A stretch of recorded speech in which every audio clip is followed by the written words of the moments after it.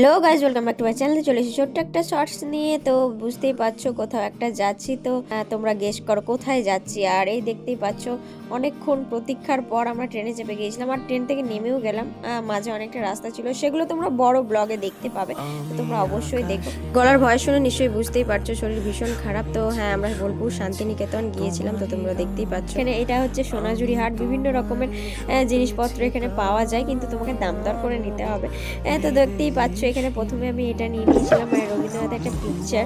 তো তারপরে একটু বাউল গান শুনছিলাম এখানে। এটা জাস্ট অসাধারণ গানটা তিনি গাইছিলেন, আমি শুনছিলাম মন দিয়ে। আর গানের কথাগুলো বেশ অসাধারণ। এই যে শালবনী গাছগুলো দেখছো, এইখানে বেশিরভাগ প্রি ওয়েডিং শ্যুট বা এমনি শ্যুটও হয়। আর ইনি গানটা গাইছিলেন, খুবই সুন্দর লেগেছে আমাকে।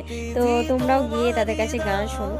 আর এইটা হচ্ছে সেই টিকিট, যেটাতে মিউজিয়ামে ঢোকার। এখানে আমরা স্টুডেন্ট ছিলাম, মানে স্টুডেন্ট বলে ঢুকেছিলাম বলে আমাদের 10 টাকা করে নিয়েছিল। বাদ বাকি যারা স্টুডেন্ট নয় তাদের জন্য 100 রুপিস, মানে 100 টাকা করে। আর এইটা হচ্ছে সেই গাড়ি। আর ভেতরে মিউজিয়ামের কোনো ফটোগ্রাফি অ্যালাউ নেই বলে ভেতরে কিছু দেখাতে পারিনি। ভেতরে শুধুমাত্র ছিল যে রবীন্দ্রনাথ কী কী ইউজ করতো, কী কী পেয়েছে, নোবেল ছিল, এগুলোই ছিল। তো তোমরা অবশ্যই দেখো। বেসিক্যালি আমরা এখানে পিকনিক করতে এসেছিলাম, কিন্তু নিজেরা রান্না করিনি, ঘুরে ঘুরে বেড়াচ্ছিলাম। বাপ্পাদা একটা অন্য বাড়িতে দিয়ে দিয়েছিল, তো তিনি রান্না করে দিয়েছিলেন, খাবারগুলো ভালো হয়েছে। বাড়ি ফেরার পথে বড়লোকিয়া ট্রেনে উঠে পাশে দেখি কোনো জানালাই নেই সিটের পাশে, তাই দুঃখে আমি কাঁদছিলাম। আর এইদিকে ইনি ঘুমিয়ে পড়েছেন।